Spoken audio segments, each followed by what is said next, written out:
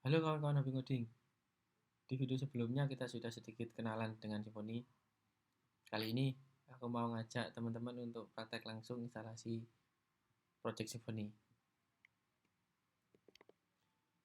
Di Symfony sendiri, saat instalasi kita disediakan dua macam bagi teman-teman yang mau buat kayak tradisional website yang pakai outputnya pakai HTML, kemudian ada koneksi ke DB, kemudian yang lain-lain. Teman-teman bisa pakai Symfony yang versi Symfony website skeleton. Kemudian bagi teman-teman yang mungkin mau buat project yang API, yang mungkin nggak perlu untuk template engine atau mungkin nggak perlu koneksi ke database, teman-teman bisa pakai Symfony Skeleton. Ini adalah versi instalasi minimal yang Symfony sediakan untuk teman-teman yang bisa pakai. Kemudian nanti ketika butuh komponen-komponen yang lain, teman-teman bisa tambahkan via Composer. Kemudian untuk tools instalasinya, kita disediakan dua macam cara, yaitu bisa pakai Symfony CLI. Ini adalah sekumpulan perintah yang bisa teman-teman pakai di proses development. Kali ini aku praktekinnya pakai instalasi pakai Composer. Untuk proses instalasinya teman-teman bisa buka CMD atau CLI, kemudian ketikkan perintah ini, Composer create project, kemudian Symfony Skeleton, nama aplikasi. Seperti ini, Composer create project Symfony Skeleton. Ini untuk versi minimal. Kemudian nama folder belajar F. Setelah proses instalasinya selesai, teman-teman bisa langsung masuk ke project direktorinya di belajar SF. Kemudian kita nyalakan servernya. Bagi teman-teman yang pakai SAM atau yang sejenis, teman-teman bisa akses di URL http localhost, kemudian foldernya /public/index. Aku di sini pakai yang Symfony CLI. Kalau teman-teman pakai Symfony CLI, bisa jalankan server seperti ini. Symfony serve main port, ini untuk portnya. Kemudian main D, jika teman-teman mau menutup konsolnya untuk bisa dipakai lagi untuk melakukan sintak-sintak yang lain. Nah, sudah berhasil. Kemudian kita buka di sini 127 titik portnya. Di sini aku dapatnya yang versi 5.4 karena memang PHP yang aku pakai versinya 73 atau kalau nggak salah 74. Sama kayak framework yang lain yang pakai konsep MVC. Untuk versi minimal ini bisa tanpa model, tanpa database, dan bisa tanpa view, tanpa template. Namun teman-teman yang paling utama adalah harus pakai controller. Kemudian ketika request datang, ada request untuk sampai ke controller, ada yang namanya routing. Dia yang nanti menentukan request URL ini bakal di-handle sama controller yang mana. Itu maksudnya routing. Kemudian Symfony ini adalah framework PHP yang basisnya adalah object oriented. Nah, teman-teman yang familiar dengan object oriented, setiap kita buat objek kan kita harus pakai new nama kelas, kan gitu kan? Nah, kemudian ketika di Symfony ini, kadang bahkan hampir semua komponen-komponennya, ketika kita buat satu objek A, besar kemungkinan objek A ini butuh di function konstruknya objek dari kelas B dan kelas C, kayak gitu. Ketika kita membuat objek secara manual pakai sintak new, kemudian tag tersebut harus menggunakan objek dari kelas yang lain, itu bakal kita susah banget untuk membuat objeknya. Oleh karena itu di Symfony disediakan yang namanya service container. Jadi service container ini semacam object management yang dia bakal kita dibantu untuk dia yang tugasnya untuk meng-create objek, kemudian ketika kita butuh objek tertentu, kita tinggal menginjekkannya di konstruktor dari kelas tersebut atau di functionnya kalau itu di controller. Nanti untuk penjelasan terkait service container, event dispatcher ini akan ada di video terpisah. Kemudian ada lagi komponen yang namanya environment variable. Ini semacam file config ya. Jadi teman-teman ketika develop aplikasi bisa pisahkan antara variabel ini nilainya untuk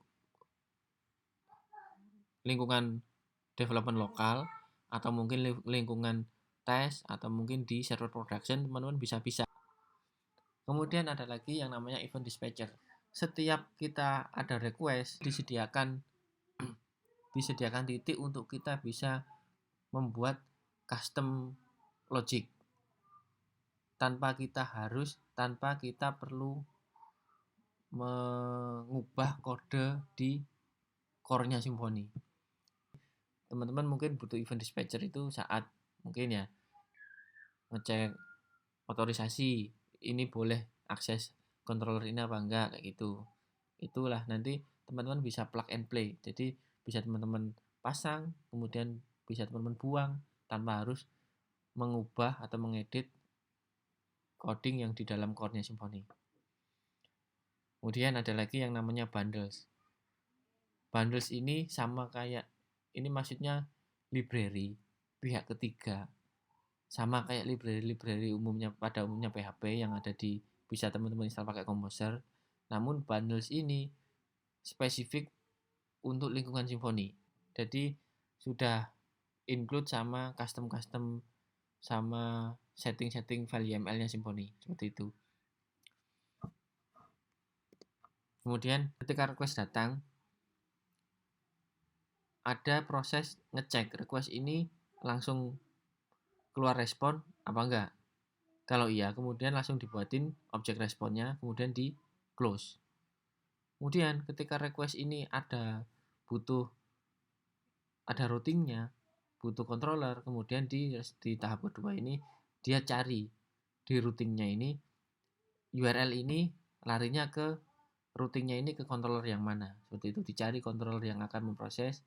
Disinilah nanti event atau proses untuk routingnya ini bekerja. Kemudian di controller diteruskan ke controller, kemudian sebelum ke controller ada lagi satu titik atau satu event yang kita nanti disediakan untuk ini bypass argumen. Contoh, teman-teman kirim ID 1, kemudian di controller di Symfony itu ada yang namanya param converter. Jadi dari ID 1 ini otomatis teman-teman bisa dapat objeknya tanpa harus query select bintang from ini where ID-nya ini, seperti itu. Kemudian setelah resolve argumen baru masuk ke controllernya. Di controllernya ini teman-teman bisa tambahkan logiknya teman-teman sendiri. Bisa manggil ke database, bisa nge-create view, template engine, atau mungkin view-nya bisa berupa JSON, seperti itu. Kemudian output dari controller ini harus berupa object response, kemudian dikirim balik ke browser dan kemudian service selesai. Di titik-titik inilah ada titik nomor 2, titik nomor 4, kemudian titik nomor 7, kayak gini-gini yang namanya event dispatcher. Teman-teman bisa custom atau bisa nambahkan logik teman-teman sendiri di titik-titik tersebut. Jadi tanpa harus teman-teman merubah controllernya. Kita bahas struktur folder di Symfony. Folder pertama adalah bin. Ini nanti kita pakainya ketika kita mau jalankan perintah di konsol, seperti mungkin membuat entity, membuat model, atau mungkin teman-teman bisa membuat tak sendiri yang script custom sendiri untuk teman-teman pakai untuk entah itu ngapain kayak gitu. Kemudian ada lagi folder config. Ini folder config standar yang Symfony, yaitu pakai file YAML. Nanti kita bahas di video terpisah untuk config ini. Kemudian ada public. Public ini berisi file index.php dan aset-aset statis kayak JavaScript atau CSS. Kemudian ada folder src. Folder src ini tempatnya teman-teman ngoding file PHP-nya, kelas-kelas PHP.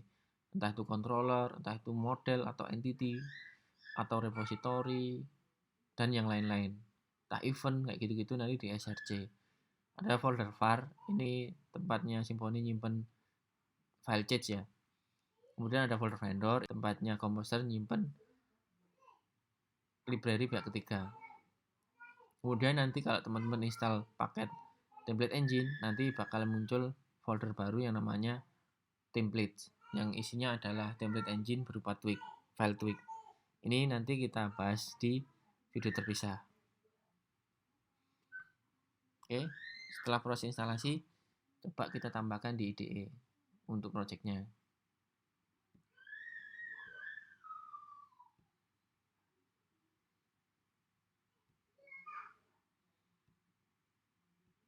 Nah, teman-teman bisa lihat ada folder bin, config, bin ini isinya cuma file console. Ini nanti bisa kita pakai ketika teman-teman menjalankan generator atau yang lain-lain. Dan config, defaultnya format config di Symfony yaitu pakai file YAML seperti ini, routing, service, seperti ini. Kemudian file public untuk instalasi awal kita cuma dikasih file index.php. Nanti kita bisa tempatkan static filenya di sini, JS, CSS kayak gitu.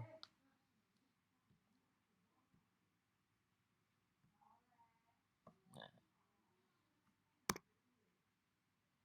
Kemudian kita coba bikin controller. Untuk membuat controller, teman-teman bisa buka di folder src, kemudian folder controller. Teman-teman bisa buat kelas. Contoh aku mau pakai homepage controller. Ini namespace-nya jangan lupa app controller. Karena semua yang ada di folder src ini depannya harus pakai app ya. Ini. Kemudian sederhana aja, teman-teman bisa buat function terserah public, tapi public function apa aja index.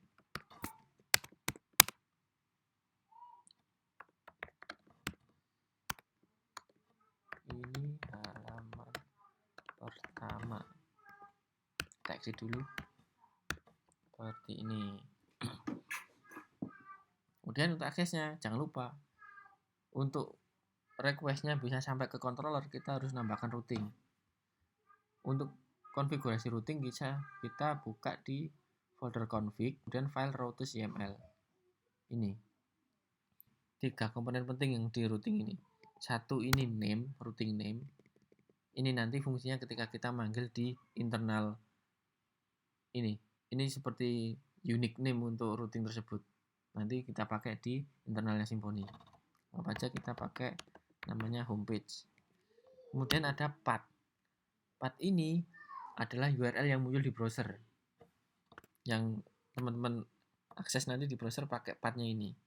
Kemudian controller ini controller yang bakal ngehandle request teman-teman ketika akses pakai path ini, nanti larinya ke controller mana gitu. Kita sudah setting routes, kemudian kita sudah buat controller 1, kita coba akses di browser. Teman bisa lihat ini aku exit. Kenapa? Karena setiap controller, function dari controller outputnya harus berupa object response. Nah, di sini kan aku kasih contoh pakai echo ya. Untuk defaultnya standarnya Symfony kita harus pakai object response. Karena kalau nggak pakai response, jatuhnya akan error seperti ini. Nah, ketika teman-teman return-nya bukan objek dari response, akan muncul error seperti ini. Controller must return a response object, but return null. Dan teman-teman bisa pakai response ini.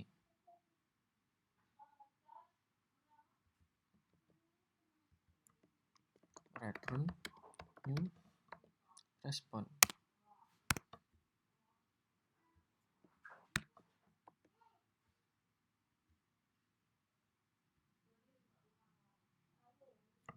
Nah, seperti ini teman-teman. Kemudian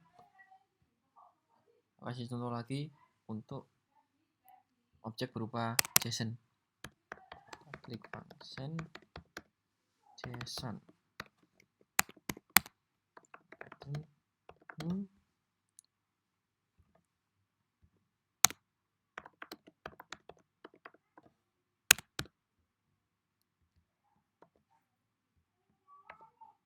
Kalau teman-teman mau outputnya berupa JSON, bisa pakai objek JSON response.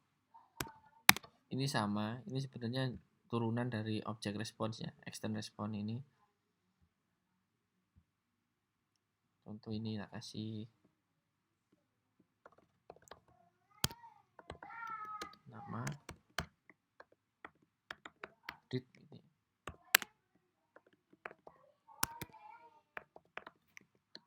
Umur 10. Nah, setiap bikin function jangan lupa tambahkan di file routes-nya. Kita buat. Ini nama routingnya, anggap aja homepage JSON. Pathnya kita /JSON. Kemudian ini controllernya, ini functionnya yang handle. Ini ke ini function JSON ini.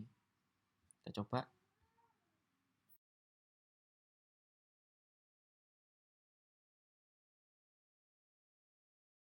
Kira-kira seperti ini.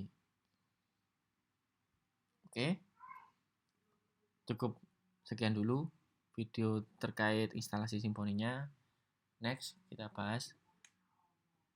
Kita explore lebih jauh untuk pembuatan controller.